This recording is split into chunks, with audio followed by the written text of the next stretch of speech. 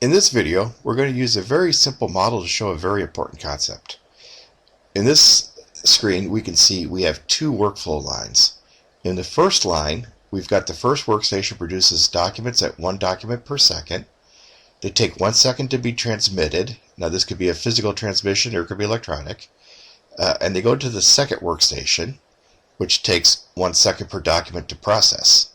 So a very balanced, even line it looks like. In the second workflow, we've got two workstations. The first workstation generates uniformly distributed 0 to 2 seconds per document, 1 second to be transmitted, and the second workstation takes uniformly distributed 0 to 2 seconds per document to process. So the average times are exactly the same. It'll take 1 second on average for the bottom one, 1 second for the top, and same for the first workstation as well as the second. So let's see what will happen. Before I begin the video, you might want to pause it and talk and think of what will happen and try to predict, and then we'll go ahead and see the solution. So at this point, I'm assuming that you've paused the video, you thought about what you think will happen, and you're ready to go ahead and see the solution. So let's go ahead and run it. We see the documents coming in. And at this point, I want to point something out. The first workstation, as soon as he finished, because everything is perfectly timed, he got another document to work on.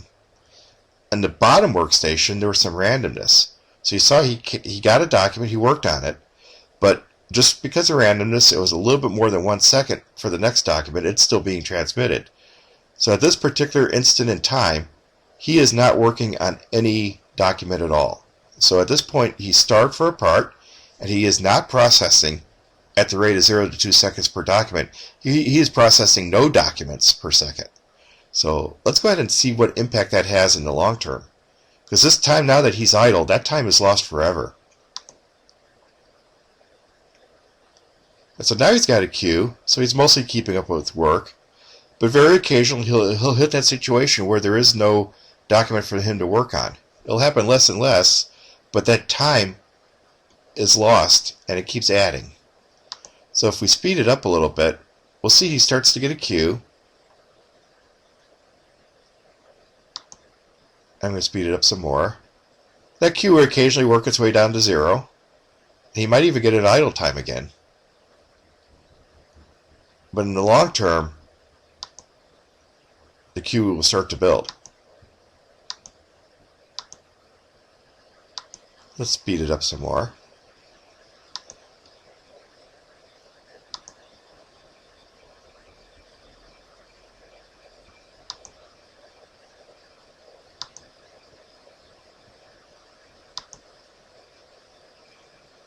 And I think you get the you see where this is going.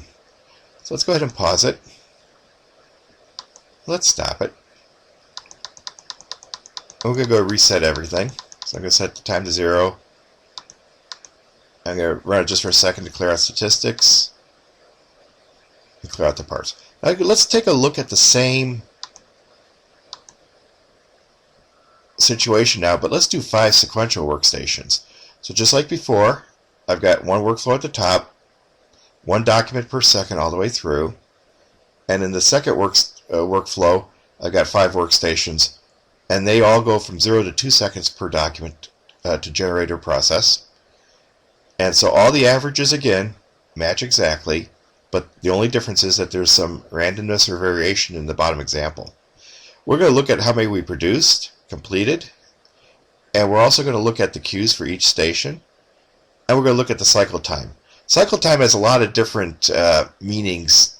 You'll see it used in different ways.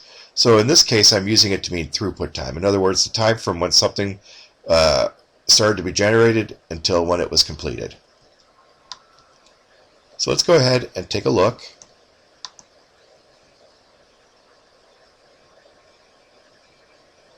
And we'll see that these are all nice and evenly spaced.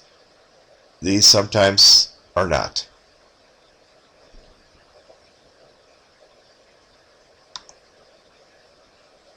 And what you see with the cycle time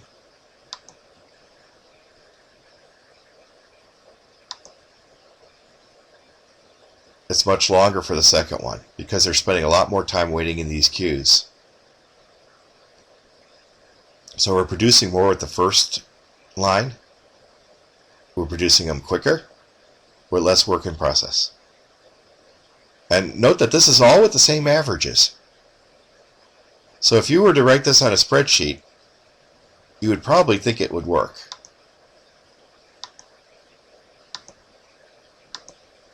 But when you see it in the simulation model and you realize what's really going on, then it makes a lot of sense. So these queues will ebb and flow, but in the long term they just get bigger and bigger and bigger. So I think we got a very dramatic demonstration of the importance of randomness in a simple push system.